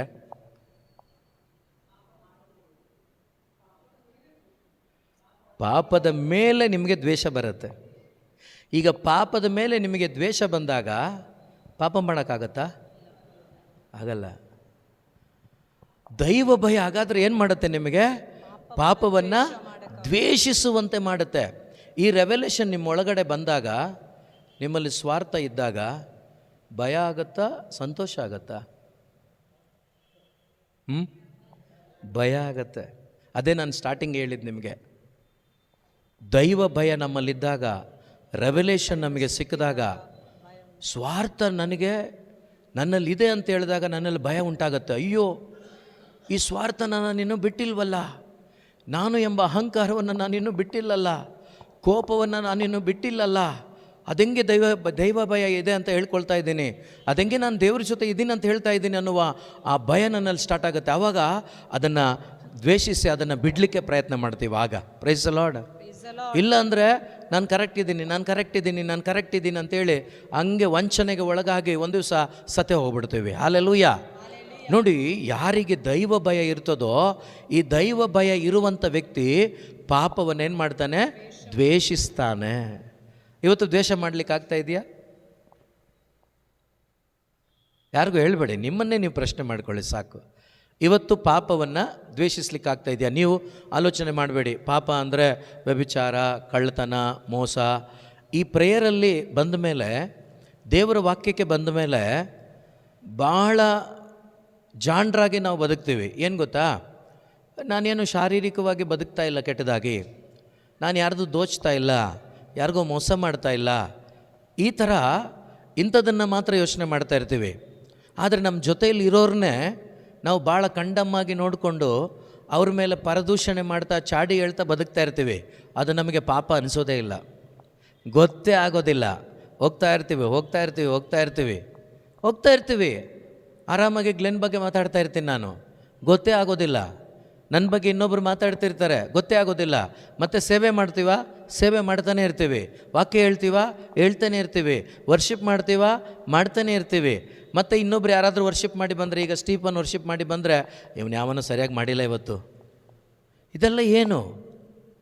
ಈಗ ಒಂದು ವೇಳೆ ಅವನು ಚೆನ್ನಾಗಿ ಮಾಡಲಿಲ್ಲ ಅಂದರೂ ಕೂಡ ದೈವ ಭಯ ನನ್ನಲ್ಲಿದ್ದರೆ, ಅಪ್ಪ ಯೇಸುವೆ, ಮುಂದೆ ನೆಕ್ಸ್ಟ್ ಅವನು ಬರುವಾಗ ಇನ್ನೂ ಅದ್ಭುತಕರವಾಗಿ, ಇನ್ನೂ ಶಕ್ತಿಯಾಗಿ ಅವನನ್ನು ಉಪಯೋಗಿಸಿರಪ್ಪ. ಅವನ ಬಲಹೀನತೆಗಳು ನಾಶವಾಗಲಿ, ಅವನಲ್ಲಿ ನಿನ್ನ ಪ್ರೀತಿ ಹೆಚ್ಚಾಗಲಿ. ಹೌದಾ? ಆದರೆ ಅದು ಮಾಡ್ತೀವ ನಾವು? ಜಡ್ಜ್ ಮಾಡ್ತೀವಿ. ಕರೆಕ್ಷನ್ ಮಾಡೋದು ಬೇರೆ, ಜಡ್ಜ್ ಮಾಡೋದು ಬೇರೆ. ದಯವಿಟ್ಟು ಅರ್ಥ ಮಾಡ್ಕೊಳ್ಳಿ. ಈ ರೀತಿ ನಮ್ಮಲ್ಲಿ ದೈವ ಭಯ ಇದ್ದಾಗ ನಾವೇನು ಮಾಡ್ತೀವಿ ಅಂದರೆ, ಯಾವುದೇ ಆಗಲಿ ಸೈತಾನನ ಕಾರ್ಯಗಳು, ಅದನ್ನು ದ್ವೇಷ ಮಾಡ್ತೀವಿ ನಾವು. ಅದನ್ನು ಪ್ರೀತಿ ಮಾಡೋಕ್ಕಾಗೋದಿಲ್ಲ ನಮಗೆ, ಅದನ್ನು ಅಕ್ಸೆಪ್ಟ್ ಮಾಡ್ಕೊಳ್ಳೋಕ್ಕಾಗೋದಿಲ್ಲ ನಮಗೆ, ಅದನ್ನು ದ್ವೇಷಿಸ್ತೀವಿ ನಾವು. ಅದನ್ನೇ ಇಲ್ಲಿ ಹೇಳಿದ್ದು, ಅದೇನು? ದೈವ ಭಯದಿಂದ ಹುಟ್ಟುತ್ತದೆ ಪಾಪ ದ್ವೇಷ. ದೈವ ಭಯದಿಂದ ಹುಟ್ಟುತ್ತದೆ ಪಾಪದ ಮೇಲೆ ದ್ವೇಷ, ಗರ್ವ, ಅಹಂಕಾರ, ದುರಾಚಾರ, ಕಪಟ ಭಾಷಣ ನನಗೆ ಅಸಹ್ಯ. ನನಗೇನಾಗಿದೆ? ಅಸಹ್ಯವಾಗಿರ್ತದೆ. ದೈವ ಭಯದಲ್ಲಿ ನಾನು ಜೀವಿಸುವಾಗ ದೇವರ ಜ್ಞಾನ ನನ್ನಲ್ಲಿ ತುಂಬಿಕೊಳ್ತದೆ, ದೇವರ ಪ್ರೀತಿ ನನ್ನಲ್ಲಿ ತುಂಬಿಕೊಳ್ತದೆ. ದೇವರ ಪ್ರೀತಿ ನನ್ನಲ್ಲಿ ತುಂಬಿಕೊಂಡಾಗ ನನಗೆ ಗರ್ವ ಇರೋದಿಲ್ಲ. ಗರ್ವ ಏನಾಗೋದಿಲ್ಲ? ನನ್ನಲ್ಲಿ ಇರೋದಿಲ್ಲ. ನಾನು ಮಾಡಿದ್ದೆ, ನನ್ನಿಂದನೇ, ಇದ್ಯಾವುದೂ ಇರೋದಿಲ್ಲ. Price the lord. ಹಲ್ಲೆಲೂಯಾ. ಎಷ್ಟೋ ವ್ಯಕ್ತಿಗಳು ಇವತ್ತು ಬೋಧನೆ ಮಾಡುವಂಥ ನಮ್ಮ ಜೊತೆಯಲ್ಲೇ ಇರುವಂಥ ವ್ಯಕ್ತಿಗಳು, ನಾನು ಹೋಗಿ ನಿಂತ್ಕೊಂಡೆ ನೋಡಿ, ಏನಾಯಿತು ಗೊತ್ತಾ, ಹೆಂಗಾಯ್ತು ಗೊತ್ತಾ, ಏನು ಅಳುಕಿಲ್ಲದೆ, ಭಯ ಇಲ್ಲದೆ ಬಾಯಿಂದ ಮಾತಾಡ್ತಾನೆ ಇರ್ತಾರೆ. ಯಾಕೆ ಅಂದರೆ ದೈವ ಭಯ ಇಲ್ಲ, ದೇವರ ಜ್ಞಾನ ಇಲ್ಲ. ದೈವ ಭಯ ಇದ್ದರೆ ದೈವ ಜ್ಞಾನ ಇದ್ದರೆ ದೇವರನ್ನು ಹೆಚ್ಚಿಸುವ ಮಾತುಗಳು ನಿಮ್ಮಲ್ಲಿ ಇರ್ತದೆ, ದೇವರನ್ನು ಮಹಿಮೆ ಪಡಿಸುವ ಮಾತುಗಳು ಇರ್ತದೆ. ನಿಮ್ಮನ್ನು ನೀವು ಯಾವತ್ತೂ ಕೂಡ ಹೆಚ್ಚಿಸ್ಕೊಳ್ಳೋದಿಲ್ಲ. ಹಲ್ಲೆಲೂಯಾ. ನೀವು ಯಾವಾಗಲೂ ಹೇಳ್ತೀರ ಏನಂತ? ನಾನು ಮಣ್ಣು, ನನ್ನೊಳಗಡೆ ಮಾಣಿಕ್ಯ ಇದೆ. ಮಾಣಿಕ್ಯ ಇಲ್ಲ ಅಂದರೆ ನಾನು ವೇಸ್ಟು. ಮಾಣಿಕ್ಯ ಇರೋದ್ರಿಂದ ಈ ಮಣ್ಣಿಗೆ value. Price the lord. Hallelujah. ಈ ಬಾಡಿ ಒಳಗಡೆ ಮಾಣಿಕ್ಯ ಇದೆ. ಮಾಣಿಕ್ಯ ಇರೋದ್ರಿಂದ ನನಗೆ ಏನಿದೆ? ವ್ಯಾಲ್ಯೂ ಇದೆ. ಹಲ್ಲೆಲೂಯಾ. ಈಗ ನಿಮ್ಮ ಮನೆಯಲ್ಲಿ ಒಂದು 100 ಗ್ರಾಮ್ ಗೋಲ್ಡ್ ಇಟ್ಟಿದ್ದೀರ ಬೀರೂನಲ್ಲಿ. ಆ ಬೀರೂನಲ್ಲಿ 100 ಗ್ರಾಮ್ ಗೋಲ್ಡ್ ಇಟ್ಟಿರುವಾಗ ನಿಮ್ಮ ಹೆಚ್ಚು ಗಮನ ಅಥವಾ ಭಾಳ ಬುದ್ಧಿವಂತಿಕೆಯಿಂದ, ಭಾಳ ಜಾಗರೂಕತೆಯಿಂದ ಆ ಟೈಮಲ್ಲಿ ನೀವು ಅದನ್ನು ಕಾಯ್ತೀರಾ. ಹೌದಾ? ಯಾಕೆಂದರೆ ಆ ಲಾಕರಲ್ಲಿ ಏನಿದೆ? ಬಂಗಾರ ಇದೆ, ಗೋಲ್ಡ್ ಇದೆ. ಈಗ ಆ ಲಾಕರ್ ಒಳಗಡೆ ಒಂದು ಪೈಸನೂ ಇಲ್ಲ, ಏನೇನೂ ಇಲ್ಲ, ಸುಮ್ಮನೆ ಬೀರು, ಒಂದು ಲಾಕರ್. ಈಗ ಅದ್ರ ಬಗ್ಗೆ ಕಾಳಜಿ ಇರುತ್ತಾ ನಿಮಗೆ? ಖಂಡಿತ ಇರೋದಿಲ್ಲ. ಅದೇ ಪ್ರಕಾರ ನಮ್ಮ ಒಳಗಡೆ ಆ ಜೀವಂತ ಮಾಣಿಕ್ಯ ಇರುವುದರಿಂದ ಈ ಮಣ್ಣಿನ ಮಾಣಿಕೆಗೆ ಒಂದು ಬೆಲೆ ಬಂದಿದೆ. ಈ ಒಳಗಡೆ ಮಾಣಿಕ್ಯ ಇಲ್ಲ ಅಂತ ಇಟ್ಕೊಳ್ಳಿ, ಇದೆಲ್ಲ ಡಮ್ಮಿ ಆಗಿರ್ತದೆ. Price the lord. ಏನಕ್ಕೂ ಪ್ರಯೋಜನ ಇರೋದಿಲ್ಲ. ಅದೇ ಪ್ರಕಾರ ನನ್ನ ಒಳಗಡೆ ದೈವ ಭಯ ಇದ್ದರೆ ದೇವರ ಜ್ಞಾನ ನನ್ನಲ್ಲಿರ್ತದೆ. ದೇವರ ಜ್ಞಾನ ನನ್ನಲ್ಲಿದ್ದರೆ ಪ್ರಿಯ ಸಹೋದರ ಸಹೋದರಿ, ಲೋಕದಲ್ಲಿರುವ ಪಾಪವನ್ನು, ಸೈತಾನನನ್ನು ದ್ವೇಷಿಸಲಿಕ್ಕೆ ನಮಗೆ ಸಾಧ್ಯವಾಗ್ತದೆ. ಅದರಿಂದ ದೂರವಾಗಿ ಬದುಕಲಿಕ್ಕೆ ನಮಗೆ ಸಾಧ್ಯವಾಗ್ತದೆ. ಅದರಿಂದ ಇನ್ನೊಂದು ಸರಿ ಓದಿ ಅದನ್ನು. ದೈವ ಭಯದಿಂದ ಹುಟ್ಟುತ್ತದೆ ಪಾಪ ದ್ವೇಷ. ದೇವರ ಭಯ ನಮ್ಮಲ್ಲಿದ್ದರೆ ನಮಗೆ ಉಂಟಾಗ್ತದೆ ಪಾಪದ ಮೇಲೆ ದ್ವೇಷ. ಗರ್ವ ನಮ್ಮಲ್ಲಿ ಇರೋದಿಲ್ಲ. ಅಹಂಕಾರ ಅಂತೂ ಇರಲಿಕ್ಕೆ ಸಾಧ್ಯನೇ ಇಲ್ಲ. ಆದರೂ ನಮ್ಮಲ್ಲಿ ಇದೆ, ನನ್ನಲ್ಲಿದೆ, ನಿಮ್ಮಲ್ಲಿಲ್ಲ ಬಿಡಿ, ನೀವು ಒಳ್ಳೆಯವರು. Price the lord. ಹಲ್ಲೆಲೂಯಾ. ನಮ್ಗೆ ಗೊತ್ತಾಗಲ್ಲ ಮಾತಾಡುವಾಗ. ನಾವು ಮಾತಾಡುವಾಗ ಯೇಸುವನ್ನು ಮಹಿಮೆ ಪಡಿಸೋ ಥರನೇ ಇರ್ತದೆ ಕೆಲವೊಂದು ಮಾತುಗಳು. ಆದರೆ ನನ್ನೊಳಗಡೆ ನಾನು ಸಂತೋಷ ಪಡ್ತಾ ಇರ್ತೀನಿ, ಗೊತ್ತೇ ಆಗಲ್ಲ. Price the lord. ಅನುಭವ ಆಗಿದೆಯಾ? ಗೊತ್ತೇ ಆಗಲ್ಲ ನಿಮಗೆ. ಸ್ವಲ್ಪ 1 ಗಂಟೆ ಆದಮೇಲನೋ, ಇಲ್ಲ ದೇವರ ಜೊತೆ ಯಾವತ್ತಾದರೂ ಪ್ರಸನ್ನತೆಯಲ್ಲಿ ಕೂತ್ಕೊಂಡು ಅಥವಾ ದೇವರ ವಾಕ್ಯವನ್ನು ಭಾಳ ಸೀರಿಯಸ್ ಆಗಿ ಕೇಳುವಂಥ ಸಂದರ್ಭದಲ್ಲಿ ಒಂದು ಟಾಪಿಕ್ ಅದೇ ವಿಷಯವಾಗಿ ಬಂದಾಗ ಪಟ್ಟಂತ ಹೊಡೆಯುತ್ತೆ. ಲೈಟ್ ಹಿಂಗೆ ಚುಚ್ಚಾಕಿದಾಗ ಹತ್ಕೊಳ್ಳುತ್ತಲ್ವ, ಆ ರೀತಿ ಅಯ್ಯೋ ಅವತ್ತು ಹಿಂಗೆ ಮಾಡಿದ್ನಲ್ಲ, ಇದು ಸರಿ ಅಲ್ವಲ್ಲ, ಆವಾಗ ನಮಗೆ ಫ್ಲಾಶ್ ಆಗುತ್ತೆ. ಆವಾಗ ಅಯ್ಯೋ ದೇವರೇ ಸಾರಿಯಪ್ಪ ಅಂತ ಹೇಳ್ತೀವಿ. ಈ ಥರ ಎಷ್ಟೋ ಆಗಿಬಿಡುತ್ತೆ. ಆದರೆ ಅದಕ್ಕೇ ಅದಕ್ಕೆ ನಾನು ಹೇಳಿದ ಆರಂಭದಲ್ಲಿ, ಇತ್ತೀಚಿನ ದಿನಗಳಲ್ಲಿ ನನಗೆ ಜೀವಿಸಲಿಕ್ಕೆ ಭಯ ಆಗ್ತಾ ಇದೆ. ಜೀವನ ಭಯ ಅಲ್ಲ, ಜೀವಿಸಲಿಕ್ಕೆ. ಅಯ್ಯೋ, ಈ ವಾಕ್ಯ ಹಿಂಗೆ ಹೇಳ್ತಾ ಇದೆಯಲ್ವಾ, ಈ ವಾಕ್ಯ ಹಿಂಗೆ ಹೇಳ್ತಾ ಇದೆಯಲ್ವಾ, ಈ ವಾಕ್ಯಕ್ಕೆ ನಾನು ಇನ್ನೂ ಮಾಂಸ ಧರಿಸಲಿಲ್ವಲ್ಲ, ಮತ್ತು ನಾನು ಹೆಂಗೆ ಸರಿ ಅಂತ ಹೇಳ್ಕೊಳ್ಳೋದು, ದೇವ್ರ ಮುಂದೆ ನಾನು ಸರಿ ಇದ್ದೀನಿ ಅಂತ ಹೆಂಗೆ ಹೇಳೋದು, ಸಾಧ್ಯನೇ ಇಲ್ಲ. ಅದರಿಂದ ಪ್ರಿಯರೇ, ಪ್ರತಿಯೊಂದು ಕ್ಷಣ ನಿಮ್ಮನ್ನು ನೀವು ಅವಲೋಕನ ಮಾಡ್ಕೋಬೇಕು. ಸೊ ಯಾವಾಗ ದೇವರಲ್ಲಿ ನನಗೆ ಭಯ ಇರುತ್ತೋ, ದೇವರ ವಾಕ್ಯದಲ್ಲಿ ಭಯ ಇರುತ್ತೋ, ದೇವರ ಜ್ಞಾನ ನನಗೆ ಸಿಗುತ್ತೆ. ಜ್ಞಾನ ನನಗೆ ಸಿಕ್ಕಿದಾಗ ನಾನು ಗರ್ವ ಪಡೋದಿಲ್ಲ, ಪಾಪವನ್ನು ದ್ವೇಷಿಸ್ತೇನೆ. ಮಾತ್ರವಲ್ಲ, ಅಹಂಕಾರ ಇರೋದಿಲ್ಲ, ದುರಾಚಾರ ಇರೋದಿಲ್ಲ, ಕಪಟ ಇರೋದಿಲ್ಲ, ಕಪಟ ಭಾಷಣ ಇರೋದಿಲ್ಲ. ಇದೆಲ್ಲವೂ ನನಗೇನಾಗಿರ್ತದೆ? ಅಸಹ್ಯವಾಗಿರ್ತದೆ. ಹಾಲೆಲೂಯಾ, ಹಾಲೆಲೂಯಾ, ಹಾಲೆಲೂಯಾ, ಯೇಸುವೇ ಸ್ತೋತ್ರ. ಇದೆಲ್ಲವೂ ನಮಗೆ ಅಸಹ್ಯವಾಗಿರ್ತದೆ. ಬೇಕಾದರೆ ಇನ್ನೊಂದು ವಾಕ್ಯ ನೋಡಿ, ಅದಕ್ಕೆ ಸಂಬಂಧಪಟ್ಟ ಹಾಗೇನೆ ಜ್ಞಾನೋಕ್ತಿಗಳ ಪುಸ್ತಕ 22:4, ಪ್ರಾವರ್ಬ್ಸ್ 22 ಚಾಪ್ಟರ್ ವರ್ಸಸ್ 4. ಸರ್ವೇಶ್ವರನಲ್ಲಿ ಭಯಭಕ್ತಿ, ದೀನ ಮನೋಭಾವ. ನೋಡಿ, ಸರ್ವೇಶ್ವರನಲ್ಲಿ ನಿಮಗೆ ಭಯಭಕ್ತಿ ಇದ್ದಾಗ ನಿಮಗೆ ದೀನ ಮನೋಭಾವ ಇರ್ತದಂತೆ. Hallelujah, hallelujah. ಸರ್ವೇಶ್ವರನಲ್ಲಿ ಮಾತೆ ಮರಿಯಳಿಗೆ ಬಹಳ ಭಯಭಕ್ತಿ. ಅದಕ್ಕೆ ಆಕೆ ಹೇಳಿದ್ದು, ಈ ದಾಸಿಯನ್ನ ನೆನೆಸಿಕೊಂಡ ಆತನಿಗೆ ಧನ್ಯವಾದ, ಆತನ ಪ್ರೀತಿ. ಮತ್ತೆ ಮರಿಯಳು ಹೇಳಿದೇನು ಗೊತ್ತಾ? ವಾಕ್ಯ ಸ್ವೀಕರಿಸಿದ ಮೇಲೆ ದಾಸಿಯ ದೀನತೆಯನ್ನು ನೆನೆಸಿಕೊಂಡ ಆತನಿಗೆ ಧನ್ಯವಾದ. ಇವತ್ತು ನನ್ನನ್ನು ನಿಮ್ಮನ್ನು, ಪಾಪಿಗಳಾದ ನನ್ನನ್ನು ನಿಮ್ಮನ್ನು, price the lord, hallelujah, hallelujah. ಅವರನ್ನು ಪ್ರತ್ಯೇಕಿಸಿದ್ರು, ಪ್ರತ್ಯೇಕವಾಗಿ ಆಯ್ಕೆ ಮಾಡಿಕೊಂಡ್ರು, ಬಹಳ ಸಂತೋಷ. ಆದರೆ ನಾವೆಲ್ಲರೂ ಕೂಡ ಕೊಚ್ಚೆಯಲ್ಲಿದ್ವಿ ನಾವು, ಹೌದಾ? ಕೊಚ್ಚೆಯಿಂದ ನಮ್ಮನ್ನು ಆಯ್ಕೆ ಮಾಡಿಕೊಂಡು ತೊಳೆದು ಶುದ್ಧೀಕರಿಸಿದ್ರು. Hallelujah, hallelujah. ಯೇಸುವೇ ಸ್ತೋತ್ರ, ಯೇಸುವೇ ವಂದನೆ. ಈಗ ಎಕ್ಸಾಂಪಲ್ ತಗೊಳ್ಳಿ ನೀವು. ಈಗ ಗ್ಲೆನ್ನು ಎಲ್ಲೋ ಹೋಗಿ ಚೆನ್ನಾಗಿ ಮೋರಿಯಲ್ಲಿ ಬಿದ್ದು ಒದ್ದು ಹೊರಲಾಡಿ ಹಿಂಗಿರೋ ಮನುಷ್ಯ ನಂತರ ಆಗಿ ಬಂದಿದ್ದಾನೆ ಅಂತ ಇಟ್ಕೊಳ್ಳೋಣ. ಮುಖನೇ ಕಾಣ್ತಾ ಇಲ್ಲ, ಕಣ್ಣು ಮಾತ್ರ ಅಲ್ಲಿ ಮಾತ್ರ ಕಾಣ್ತಾ ಇದೆ, ಆ ಮಟ್ಟಿಗೆ ಬಂದಿದ್ದಾನೆ. ಈಗ ದೀಪ ಅವ್ರು ಏನು ಮಾಡ್ತಾರೆ? ಮನೆ ಒಳಗಡೆ ಬಿಡ್ತಾರಾ? ಎಷ್ಟು ಸಾರಿ ಉಜ್ಜಬಹುದು? ಸೋಪ್ ಹಾಕಿ, ಏನೇನು ಸೋಪ್ ಇದೆಯೋ ಎಲ್ಲ ಹಾಕಿ ಉಜ್ಜಿ ತೊಳೆದು ಸೆಂಟ್ ಹಾಕಿ, ಆದರೂ ಕೂಡ 3-4 ದಿವಸ ಅದನ್ನೇ ಹೇಳ್ತಾ ಇರ್ತಾರೆ, ಮೊನ್ನೆ ಹೆಂಗಿದ್ದಪ್ಪ ನೀನು. ಹೌದಾ ಇಲ್ಲೋ? ಪ್ರಿಯ ಸೋದರ ಸೋದರಿ, ಯೋಚನೆ ಮಾಡಿ ನೋಡಿ, ಸರ್ವೇಶ್ವರನಲ್ಲಿ ಭಯಭಕ್ತಿ ಅಂತೂ ಇಲ್ಲ, ಯಾವುದೂ ಇಲ್ಲ ನಮಗೆ. ಯಾವಾಗ? 2000 ವರ್ಷಗಳ ಹಿಂದೆ ಯೇಸು ಭೂಮಿಗೆ ಬಂದಾಗ ನಾನು ನೀವು ಇರಲೇ ಇಲ್ಲ ಬಿಡಿ. ಈಗ ಶುಭ ಸಂದೇಶ ಆಲಿಸಿದ ಮೇಲಾದರೂ ಬಂದಿದೆಯಾ? ಕೇಳುವಾಗ ಬರ್ತದೆ, ಆಮೇಲೆ ಮತ್ತೆ ಅಲ್ಲಿಗೇನೆ ಹೇಳೋದು ನಾವು ಇಲ್ಲಪ್ಪ ಅಂತ. ಬಟ್ ಗೊತ್ತಿಲ್ಲ ನನಗೆ. ನೋಡಿ, ಸರ್ವೇಶ್ವರನಲ್ಲಿ ಭಯಭಕ್ತಿ ನಮಗೆ ದೀನ ಮನೋಭಾವ. ಆ ದೀನ ಮನೋಭಾವ ನನಗೆ ಬರಬೇಕು. ಯಾವ ರೀತಿ ಮಾತೆ ಮರಿಯಳು ತನ್ನನ್ನು ತಾನು ಹೆಚ್ಚಿಸ್ಕೊಳ್ಳದೆ, ಪೌಲ ತನ್ನನ್ನು ತಾನು ಹೆಚ್ಚಿಸ್ಕೊಳ್ಳದೆ ಏನಂತ ಹೇಳಿದ? ಪೌಲ ಯೇಸುವನ್ನು ಪಡ್ಕೊಂಡ ಮೇಲೆ, ಪಾಪಿಗಳಲ್ಲಿ ಅತೀ ದೊಡ್ಡ ಪಾಪಿ, ಮಹಾಪಾಪಿ ನಾನೇ. ಯಾಕಂದರೆ ಅಷ್ಟು ನೋಯಿಸಿದ್ದೀನಿ ನಾನು ಯೇಸುವನ್ನು, ಅಷ್ಟು ಹಿಂಸಿಸಿದ್ದೀನಿ ಯೇಸುವನ್ನು. ನಾವು ಹಿಂಸೆ ಮಾಡಿದ್ದೀವ? ಹೆಂಗೆ ಹಿಂಸೆ ಮಾಡಿದ್ದೀವಿ ನಾವು? ಗೊತ್ತಿಲ್ಲಲ್ಲ ನಮಗೆ, ಶುಭ ಸಂದೇಶ ಗೊತ್ತಿರಲಿಲ್ಲ, ಅದಕ್ಕೆ ನಾವು ಇಷ್ಟ ಬಂದಂಗೆ ಬದುಕಿದ್ದೀವಿ. ಹೌದಾ? ಅದೆಲ್ಲ ನೋವಾಗಿದೆಯಾ ದೇವರಿಗೆ? ಆಗಿದೆಯಾ? ಹಾಗಾದರೆ ನಮ್ಗೆ ಗೊತ್ತಿದ್ರೂ ಗೊತ್ತಿಲ್ಲ ಅಂದರೂ ಕೂಡ ನಾವು ಮಾಡಿದ ಒಂದೊಂದು ಕೂಡ ಅವ್ರಿಗೇನು ಮಾಡಿದೆ? ನೋವುಂಟು ಮಾಡಿದೆ. ಬಟ್ ಈ ಶುಭ ಸಂದೇಶ ಆಲಿಸಿದ ಮೇಲೆ ಇದಕ್ಕೆ ನಾವು ಪಶ್ಚಾತ್ತಾಪ ಪಡಬೇಕಲ್ವಾ? ಎಷ್ಟು ನನಗಾಗಿ ನೊಂದಿರ್ತಾರೆ ಯೇಸು, ಎಷ್ಟು ನನ್ನನ್ನು ಪ್ರೀತಿಸಿ ನನ್ನನ್ನು ಯಾವ ರೀತಿ ತೊಳೆದಿದ್ದಾರೆ ಯೋಚನೆ ಮಾಡಿ.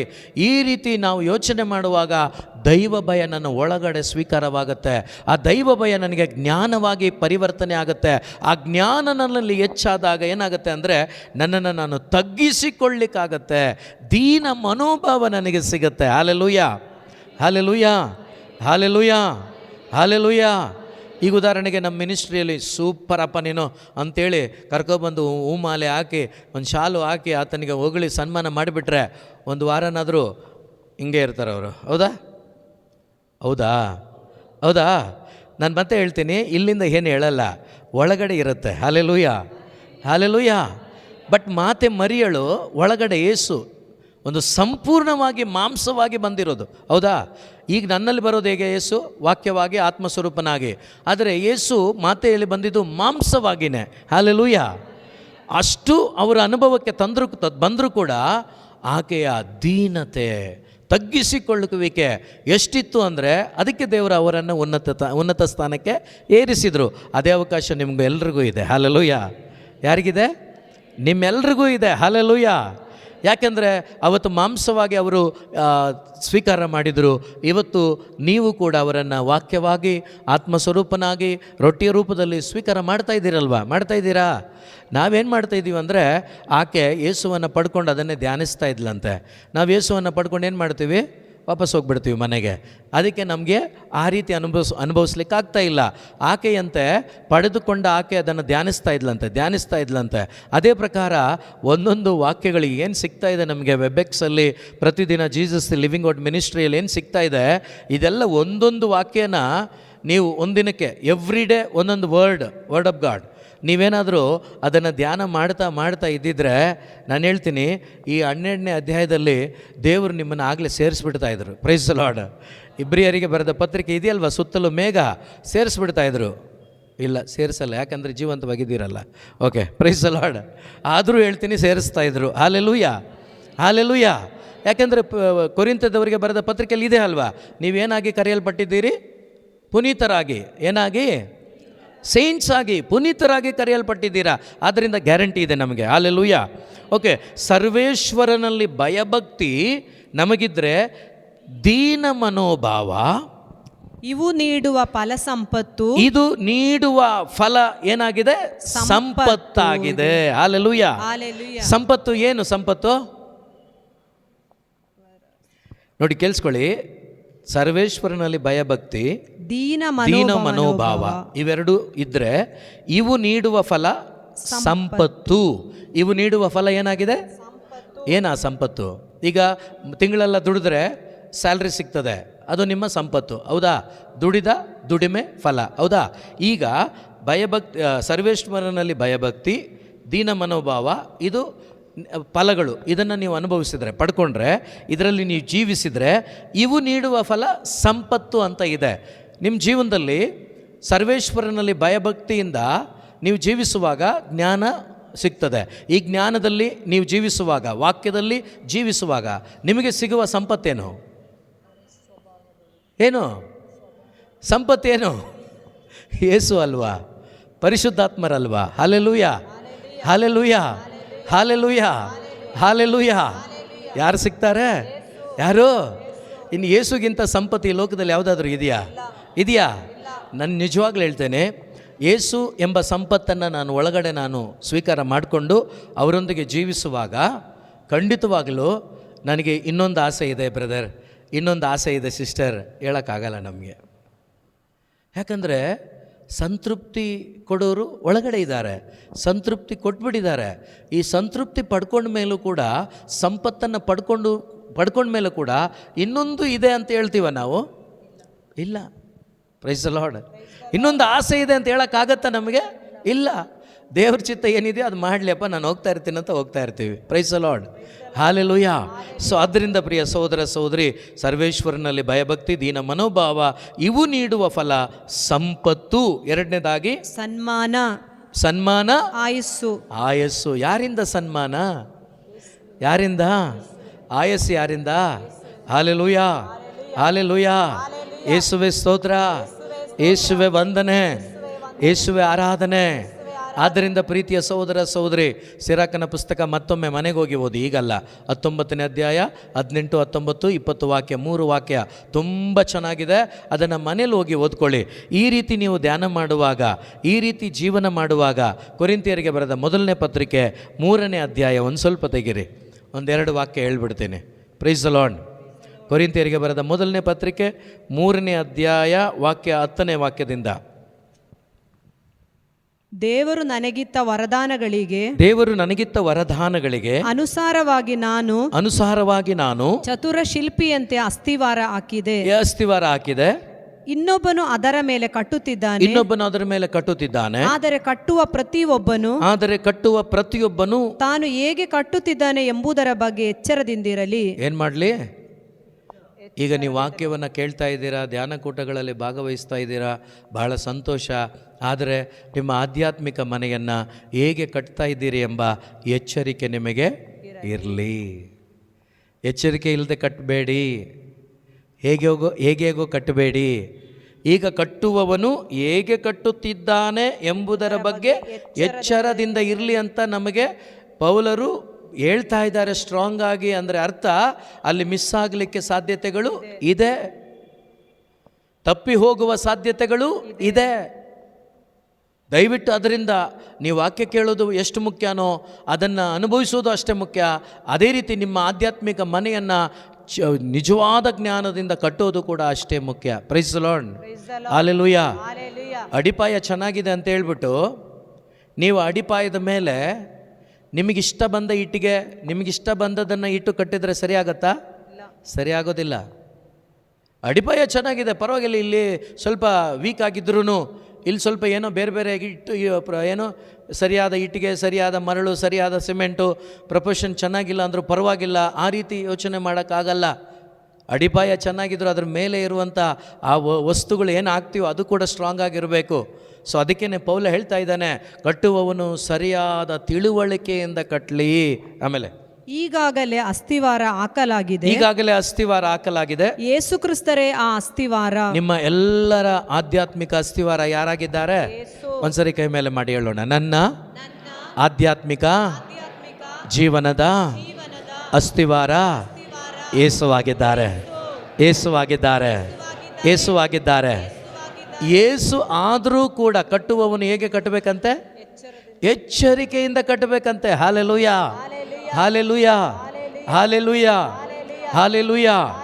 ಈಗ ಉದಾಹರಣೆಗೆ ಅಡಿಪಾಯ ಸ್ಟ್ರಾಂಗ್ ಆಗಿ ಹಾಕಿದ್ದಾರೆ, ಪಿಲ್ಲರ್ಗಳು ದುಡ್ಡು ಹೊಡ್ಕೊಬಿಡೋಣ ಅಂಥೇಳಿ ವೀಕ್ ಪಿಲ್ಲರ್ಗಳು ಹಾಕಿ 3 ಫ್ಲೋರ್ ಹತ್ತಿಸ್ಬಿಟ್ರು. ಉಳಿಯುತ್ತಾ ಬಿಲ್ಡಿಂಗು?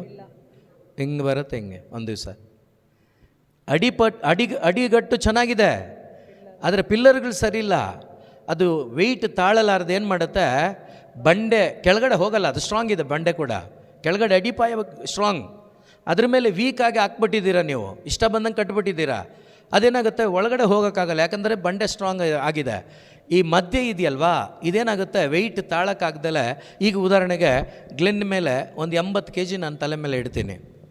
ಈಗ 6 ಅಡಿ ಗ್ಲೆನ್, ಆಗ ಏನಾಗುತ್ತೆ, 80 kg ತಲೆ ಮೇಲೆ ಇಟ್ಟರೆ 5.5 ಅಡಿ ಆಗುತ್ತೆ. ಯಾಕೆ ಹೇಳಿ? ವೆಯ್ಟ್ ಬಿದ್ದಾಗ ಅದು ಎತ್ತಕ್ಕಾಗಲಿಲ್ಲ ಅಂದರೆ ಮನುಷ್ಯ ಬೆಂಡಾಗ್ತಾನೆ ಹಿಂಗೆ ಸ್ವಲ್ಪನಾದರೂ. ಹೌದಾ ಇಲ್ಲ? ಹೌದಾ ಇಲ್ಲ? ದಶಿನ್ ತಕ್ಕನ ಮೇಲೆ ಇಟ್ಟು ನೋಡ್ಲಾ? Praise the lord, hallelujah. ಅರ್ಥ ಆಗ್ತಿದೆಯಾ? ಅಡಿಪಾಯ ಗಟ್ಟಿ ಇದೆ, ಆದರೆ ನಾವು ಇಷ್ಟ ಬಂದಂಗೆ ಕಟ್ಟಿಬಿಟ್ರೆ ವೆಯ್ಟ್ ಬಿದ್ದಾಗ ಏನಾಗುತ್ತೆ, ಭಾರಕ್ಕೆ ಹಿಂಗೆ ಕುಸಿತೀವಿ ನಾವು. ಅದು ಕುಸಿದು ಬಿದ್ದೋಗೋ ಸಾಧ್ಯತೆಗಳು ಇದೆ. ಎಷ್ಟೋ ಜನ ಬಿದ್ದೋಗಿದ್ದಾರೆ. ಎಷ್ಟೋ ಜನ ಆರಂಭದಲ್ಲಿ ಸ್ಟ್ರಾಂಗ್ ಆಗಿ ಬಂದು ವರ್ಷಿಪ್ ಮಾಡುವಾಗ, ವಾಕ್ಯ ಹೇಳುವಾಗ ದೇವರಾತ್ಮ ಚಲಿಸಿ ಎಷ್ಟೋ ಕಾರ್ಯಗಳಾಗಿದೆ. ಆದರೆ ಕ್ರಮೇಣ ಕ್ರಮೇಣ ಕ್ರಮೇಣ ಕ್ರಮೇಣ ಏನಾಗಿದೆ ಗೊತ್ತಾ, ಅದೊಂದು ಅಭ್ಯಾಸವಾಗಿ ಹೋಗಿ ಹಾಡು ಹಾಡ್ತಾ ಇದೆ, ವಾಕ್ಯ ಬೋಧನೆ ಆಗ್ತಾ ಇದೆ. ಅಲ್ಲಿ ಮಾನಸಾಂತರಗಳಿಲ್ಲ, ಅಲ್ಲಿ ಪರಿವರ್ತನೆಗಳಿಲ್ಲ, ಅಲ್ಲಿ ಯಾವುದೇ ದೇವರಾತ್ಮನ ಚಲಿಸುವಿಕೆ ಇಲ್ಲವೇ ಇಲ್ಲ. ಆ ರೀತಿ ಪರಿಸ್ಥಿತಿಗೆ ಎಷ್ಟೋ ತಂಡಗಳು ಬಂದಿದೆ. Praise the lord, hallelujah. ಆದ್ದರಿಂದ ನಮ್ಮ ಈ ಒಂದು ತಂಡ, ನಮ್ಮ ಪ್ರಾರ್ಥನಾ ಕುಟುಂಬ ಆ ರೀತಿ ಆಗಲಿಕ್ಕೆ ಸಾಧ್ಯತೆಗಳಿದೆ. ಆಗಲಿಕ್ಕೆ ಯಾರು ಬಿಡಬಾರ್ದು? ನಾವು ಬಿಡಬಾರ್ದು. ಏಸು ಗಟ್ಟಿ, ಏಸು ಅಡಿಪಾಯ. ಆದರೆ ಅದರ ಮೇಲೆ ಕಟ್ಟುವವನು ಹೇಗೆ ಕಟ್ಟುತ್ತಿದ್ದಾನೆ ಎಂಬುದನ್ನು ಎಚ್ಚರಿಕೆಯಿಂದ ತಿಳ್ಕೊಂಡು ಕಟ್ಟಲಿ, ಭಾಳ ಹುಷಾರಾಗಿ ಕಟ್ಟಲಿ. ಈ 11ನೇ ಅಧ್ಯಾಯದ ವಿಶ್ವಾಸಿಗಳು ತಮ್ಮ ಜೀವನವನ್ನು ಹುಷಾರಾಗಿ ಕಟ್ಟಿದರು, ಭಯಭಕ್ತಿಯಿಂದ ಕಟ್ಟಿದರು, ದೇವರ ವಾಕ್ಯದಿಂದ ಕಟ್ಟಿದರು, ವಿಶ್ವಾಸದಿಂದ ಕಟ್ಟಿದರು. ಅವರ ವಿಶ್ವಾಸ ಗಟ್ಟಿಯಾಗಿದ್ದುದರಿಂದ, ಅವರ ವಿಶ್ವಾಸದಿಂದ ಕಟ್ಟಿದ್ದರಿಂದ ಅವರ ಮಕ್ಕಳು ಕೂಡ ವಿಶ್ವಾಸದಲ್ಲೇ ಕಟ್ಟಿದರು ಕುಟುಂಬಗಳನ್ನು, ಮನೆಗಳನ್ನು. Praise the lord, hallelujah. ಒಂದೇ ಒಂದು ವ್ಯಕ್ತಿ ಹೇಳ್ಬಿಟ್ಟು ಮುಗಿಸ್ತೇನೆ. ಅಬ್ರಾಮ ಪ್ರಿಯ ಸಹೋದರ ಸಹೋದರಿ, ನಾವೆಲ್ಲ ಹುಟ್ಟು ಕ್ರೈಸ್ತರು. ಈಗ ಎಕ್ಸ್ಪ್ಲನೇಷನ್ ಬೇಡ, ನಿಮಗೆಲ್ಲ ಕೇಳಿಸ್ಕೊಂಡಿದ್ದೀರಾ. ಮೊನ್ನೆ ಬರ್ನಿಂಗ್ ಬುಷಲ್ಲಿ ಕೇಳಿಸ್ಕೊಳ್ಳಿ, ಫಸ್ಟ್ ಟಾಕ್ ಅದೇ ಇತ್ತು. ನಾವು ಕೇವಲ ಏನು ಜಾತಿಯಲ್ಲೋ ಅಥವಾ ನಮ್ಮ ತಂದೆ ತಾಯಿಗಳ ಮುಖಾಂತರ ಹುಟ್ಟಿ ಕ್ರಿಶ್ಚಿಯನ್ರಾಗಿದ್ದೀವಿ ಅಂತ ಬೋಧನೆ. ಸೊ ಅದನ್ನು ಕೇಳಿಸ್ಕೊಳ್ಳಿ. ಆ ಥರ ಯಾರು ಇಲ್ಲ ಇಲ್ಲಿ ಅಂತ ನಾನು ಅಂದ್ಕೊಂಡಿದ್ದೀನಿ.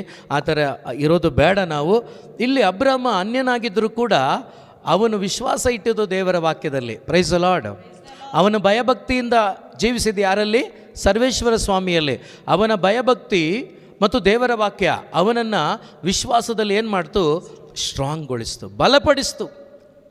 ಅವನು ಬಲಗೊಂಡ. ವಾಕ್ಯದಲ್ಲಿ ದೇವರ ಭಯಭಕ್ತಿ ಇಲ್ಲ, ಆ ವಾಕ್ಯದಲ್ಲಿ ಭಯಭಕ್ತಿ ಉಳ್ಳವನಾಗಿ ಜೀವಿಸಿದ ಅಬ್ರಹಾಮ. Praise the Lord. ಅನೇಕ ಬಾರಿ ನಾನು ಇಲ್ಲೇ ಹೇಳಿದ್ದೇನೆ, ಅವನಿಗೆ ದೇವರಲ್ಲಿ ಇದ್ದ ವಿಶ್ವಾಸ, ದೇವರ ಮೇಲೆ ಆತ ಎಷ್ಟು ಡಿಪೆಂಡ್ ಆಗಿದ್ದ ಅನ್ನೋದಕ್ಕೆ ನಾನು ಆತನ ಪತ್ನಿ ಪರೋಹರಾಜನ್ನು ಕರ್ಕೊಂಡು ಹೋಗ್ಬಿಟ್ಟ. ಅಭಿಮಲೇಕನೋ ಪರೋಹನ ಯಾರೋ ಇಬ್ಬರಲ್ಲಿ ಒಬ್ಬರು ಅಭಿಮಲೇಕ ಕರ್ಕೊಂಡು ಹೋಗ್ಬಿಟ್ನಲ್ವಾ. ಕರ್ಕೊಂಡು ಹೋಗ್ಬಿಟ್ಟಾಗಲೂ ಕೂಡ ಆತನು ಚಿಂತೆ ಮಾಡಲಿಲ್ಲ. ಚಿಂತೆ ಯೋಚನೆ ಇದ್ದಿರ್ತದೆ, ಇಲ್ಲ ಅಂತ ಹೇಳಿದರೆ ಸುಳ್ಳಾಗತ್ತೆ. ಬಟ್ ಅವನ ಪ್ರಯತ್ನ ಎಲ್ಲೂ ಮಾಡಲಿಲ್ಲ. ಅವನ ಪ್ರಯತ್ನ ಯಾರಲ್ಲಿ? ಸರ್ವೇಶ್ವರ ಸ್ವಾಮಿಯಲ್ಲಿ. ಯಾಕೆಂದರೆ ನನ್ನನ್ನು ಕರೆದವ್ರು ಯಾರು? ಸರ್ವೇಶ್ವರ ಸ್ವಾಮಿ. ಈಗ ನನ್ನ ಹೆಂಡ್ತಿನ ಕರ್ಕೊಂಡು ಹೋಗಿರ್ತಾನೆ ಇವ್ನು ನಿಜ, ಆದರೆ ನಾನು ಅವನ ಹತ್ರ ಹೋಗಿ ಕೇಳಲ್ಲ. ನನ್ನ ಎಲ್ಲ ಆಶ್ರಯ ಯಾರಾಗಿದ್ದಾರೆ? ಸರ್ವೇಶ್ವರ ಸ್ವಾಮಿಯಾಗಿದ್ದಾರೆ. ಆದ್ದರಿಂದ ಅವ್ರು ನೋಡ್ಕೋತಾರೆ. ನೋಡಿ, ಅದು ಎಷ್ಟು ವಿಶ್ವಾಸಿಯಾಗಿ ಬದುಕ್ದ. ಅವನ ವಿಶ್ವಾಸ ನೋಡಿ, ಅವನು ಚಲಿಸಲಿಲ್ಲ, ದೇವರು ಚಲಿಸಿದರು. ಹಲ್ಲೆಲೂಯಾ. ಅವನ ವಿಶ್ವಾಸ ನೋಡಿ ದೇವರಿಗೆ ಶಾಕ್ ಆಗಿರಬೇಕು. ಏನಂತ? ಈ ಮನುಷ್ಯ ಎಂಥ ಮನುಷ್ಯನಪ್ಪ, ನನ್ನನ್ನು ಕೂಡ ಕೇಳ್ತಾ ಇಲ್ಲ ಇವನು, ಸುಮ್ಮನೆ ಬಂಡೆ ಕುತ್ಕೊಂಡಂಗೆ ಕುತ್ಕೊಂಡವನೇ, ಹೆಂಡ್ತಿನೇ ಕರ್ಕೊಂಡು ಹೋಗ್ಬಿಟ್ಟಿದ್ದಾರೆ. ಇವನು ಸುಮ್ಮನೆ ನನ್ನ ಹತ್ರ ಏನು ಭಿಕ್ಷೆ ಬೇಡ್ದಂಗೆ ಬೇಡ್ತಾ ಇಲ್ಲ, ಕೇಳ್ತಾ ಇಲ್ಲ, ಏನೂ ಮಾಡ್ತಾ ಇಲ್ಲ. ದೇವರೇ ನೀನು ಕರೆದಿದೆಯಾ, ಏನಾಗುತ್ತೋ ಆಗಲಿ ಅಂತ ನಾನು ಸುಮ್ಮನೆ ಇದ್ದಾನಲ್ಲ. ಈ ಒಂದು ಅವನ ವಿಶ್ವಾಸವನ್ನು ನೋಡಿ ರಾತ್ರಿ ದೇವರೇ ಹೋಗ್ಬಿಟ್ರು ಅವನಿಗೆ. ಇವನಿಗೆ ಏನು ಹೇಳಲಿಲ್ಲ ಅಬ್ರಾಹ್ಮನಿಗೆ, ಭಯಪಡಬೇಡ, ನಿರಾಶನಾಗಬೇಡ, ನಾನಿದ್ದೀನಿ, ಏನೂ ಹೇಳಿಲ್ಲ. ನೆಟ್ಟಿಗೆ ಅಲ್ಲೋದ್ರು, ಕನಸಲ್ಲಿ ಹೋಗ್ಬಿಟ್ಟು, ಏಯ್ ವಾಪಸ್ ಕಳಿಸು, ಅವನು ಯಾರ ಮಗ, ಅವಳು ಯಾರೋ ಹೆಂಡ್ತಿ ಗೊತ್ತಾ? ನನ್ನ ಮಗನ ಹೆಂಡ್ತಿ, ವಾಪಸ್ ಕಳಿಸು. ಇವತ್ತು ಅದೇ ದೇವರು ಇದ್ದಾರಾ? ಆತನ ಭಯಭಕ್ತಿಯಂತೆ ನಾನು ಕೂಡ ಭಯಭಕ್ತಿ ಉಳ್ಳವನಾಗಿ ಜೀವಿಸಿದರೆ ಇವತ್ತು ನನ್ನ ಜೀವಿತದಲ್ಲೂ ಕೂಡ, ನನ್ನ ಸುವಾರ್ಥ ಪ್ರಯಾಣದಲ್ಲಿ, ನನ್ನ ಹೆಂಡತಿ ಮಕ್ಕಳ ಬಗ್ಗೆ ನಾನು ಹೇಳ್ತಾ ಇಲ್ಲ, ನಮ್ಮ ಸುವಾರ್ಥ ಪ್ರಯಾಣದಲ್ಲಿ, ನಮ್ಮ ಸುವಾರ್ಥ ಕಾರ್ಯದಲ್ಲಿ ಇದೇ ಕಾರ್ಯಗಳನ್ನು ದೇವರು ಮಾಡ್ತಾರಾ? Hallelujah, hallelujah, hallelujah, hallelujah. ಬೆಂಗಳೂರಲ್ಲಿ ಸುಮಾರು 10ರಿಂದ 20 ಜನರ ಮೇಲೆ ಭಾಳ ಸಂತೋಷವಾಗಿದ್ದರು, ಭಾಳ ಆನಂದವಾಗಿದ್ದರು. ಏನು ಗೊತ್ತಾ? ಈ ಅಂತೋಣಿ ಬ್ರದರ್, ಸಿಜ್ಜು ಬ್ರದರ್ ಮುಗಿದೋಯ್ತು ಕತೆ. 1 ವಾರ ಓಡಾಡಿದ್ದೀನಿ. ಬ್ರದರ್ ಒಂದು ದಿವಸ ಪೂರ್ತಿ ನನ್ನ ಜೊತೆ ಇದ್ದರು, ಅದು ಬಿಟ್ಟು ಅವ್ರಿಗೆ ಹೇಳಲಿಲ್ಲ. 1 ವಾರ ಓಡಾಡಿದ್ದೀನಿ. ಎಲ್ಲರ ಬಾಯಲ್ಲಿ ಏನು ಗೊತ್ತಾ? ಮುಗೀತು. ಆದಿಯೋ ಅಂತ್ಯವೋ ನನ್ನ ದೇವರೇ, ನಾನು ಮುಗಿಬೋದು, ಅವ್ರ ಕೆಲಸ ಎಲ್ರಿ ಮುಗಿಯುತ್ತೆ. Hallelujah, hallelujah. ನನ್ನನ್ನು ನಿಮ್ಮನ್ನು ಕರೆದವ್ರು ಯಾರು? ನಮ್ಮ ನಂಬಿಕೆ ಯಾರಲ್ಲಿ? ಅವ್ರ ಕೆಲಸ ನಿಲ್ಸೋಕ್ಕಾಗತ್ತಾ? ನಾನು ನಿಂತೋಗ್ಬೋದು, ಗ್ಲೆನ್ ನಿಂತೋಗ್ಬೋದು, ಬ್ರದರ್ ಸಿಜ್ಜು ನಿಂತೋಗ್ಬೋದು, ಶರೀನ್ ನಿಂತೋಗ್ಬೋದು, ಭೂಮಿ ಆಕಾಶಗಳು ಒಂದು ದಿವಸ ನಿಂತೋಗ್ಬೋದು. ಆತನ ಕೆಲಸ ಯಾವತ್ತೂ ನಿಂತೋಗೋದಿಲ್ಲ. ಹಾಲೆಲೂಯಾ. ಆತನ ಕಾರ್ಯ ನಿಲ್ಲೋದಿಲ್ಲ ಪ್ರಿಯರೇ. ಭಾಳ ಸಂತೋಷ ಕೇಳಿಸ್ಕೊಂಡಾಗಲ್ಲ ಇವರು ಯಾಕಪ್ಪ ಅಂತ ಒಂದು ಪ್ರಶ್ನೆ ಬಂದಿದೆ. ಆದರೆ ಮರುಕ್ಷಣವೇ ನನ್ನ ಒಳಗಡೆ ಆನಂದ. ಏನು ಆನಂದ ಗೊತ್ತಾ? ನಾನು ಕಾರ್ಯ ಮಾಡ್ತೇನೆ. Praise the Lord. ಯಾಕೆಂದರೆ ಆ ರೀತಿ ವಾತಾವರಣ ಇದೆ ಇವತ್ತು ಬೆಂಗಳೂರಲ್ಲಿ. ಯಾರಿಗೂ no permission. Praise the Lord. ಎಲ್ಲ ಆಪ್ತರೇ ಇರೋದು. ಅವರಿಗೆ ಆಪ್ತರೇ ಕಂಪ್ಲೇಂಟ್ ಮಾಡಿದ್ದು. ಅವ್ರು ಯಾರಿಗೂ ಪರ್ಮಿಷನ್ ಸಿಕ್ಕಲಿಲ್ಲ. ವಿರೋಧಿಗಳಾದ ನನಗೂ ಶಿಜುಗೆ ದೇವರು ಪರ್ಮಿಷನ್ ಕೊಟ್ಟು 4 ದಿವಸ ಧ್ಯಾನ ಕೂಡ ನಡೆದು ಅನೇಕರು ಅದ್ಭುತಕರವಾಗಿ ದೇವರ ಪ್ರೀತಿಯನ್ನು ಸವಿದು ಮನೆಗಳಿಗೆ ಹೋಗಿದ್ದಾರೆ. Price the lord. ಪ್ರಿಯ ಸಹೋದರ ಸಹೋದರಿ, ನಿಮ್ಮ ಭಯ ದೇವರಲ್ಲಿದ್ದಾಗ ಆ ದೈವ ಭಯ ನಿಮಗೆ ಜ್ಞಾನವನ್ನು ಹೆಚ್ಚಿಸುತ್ತೆ. ಆ ಜ್ಞಾನ ನಿಮಗೆ ಸಿಕ್ಕಿದಾಗ ಯಾವ ರೀತಿ ಪ್ರವರ್ಧಿಸಬೇಕು ಅಂತ ನಿಮ್ಗೆ ಗೊತ್ತಾಗುತ್ತೆ. ಆ ರೀತಿ ನೀವು ನಡೆಯುವಾಗ ನಿಮ್ಮ ಕೆಲಸ ನೀವು ಮಾಡೋದಲ್ಲ, ದೇವರು ನಿಮ್ಮ ಕೆಲಸ ಮಾಡ್ತಾರೆ. ಹಾಲೆಲೂಯಾ. ಆದ್ದರಿಂದ ಇವತ್ತು ಏನಾಗ್ತಾ ಇದೆ ಅಂದರೆ, ನಮ್ಮ ಜ್ಞಾನದಿಂದ ನಾವು ಕೆಲಸ ಮಾಡೋಕ್ಕೋಗಿ ಸುಮಾರು ಪಲ್ಟಿ ಹೊಡೆದು ಕೂತ್ಕೊಂಡಿರೋದು ನಾವು. ನೀವು ಕೆಲಸ ಮಾಡಬೇಡಿ, ಕೆಲಸ ಮಾಡಲಿಕ್ಕೆ ಅವ್ರನ್ನ ಬಿಡಿ. Price the lord. ಆಡ್ತೀವಿ ನಾವು.